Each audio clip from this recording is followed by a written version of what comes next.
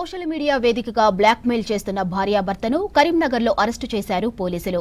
Instagram వేదికగా వ్యక్తులను ఆకర్షించి సెక్స్ ట్రాప్లకు దించి డబ్బులు వసూలు చేస్తున్నట్లు గుర్తించారు. ఈ ఘటన కరీంనగర్ రూరల్ మండలం ఆరేపల్లిలో జరిగింది. తన భార్యతో ఉన్న వీడియోలు భర్త రహస్యంగా రికార్డు చేసి బెదిరింపులకు పాల్పడుతున్నట్లు చెప్పారు పోలీసులు.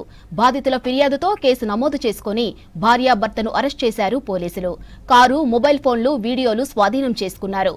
మేజిస్ట్రేట్ ముందు హాజరుపరచగా 14 రోజుల రిమాండ్ విధించింది కోర్టు. నిందితులు మంచిర్యాల వాసులుగా గుర్తించారు.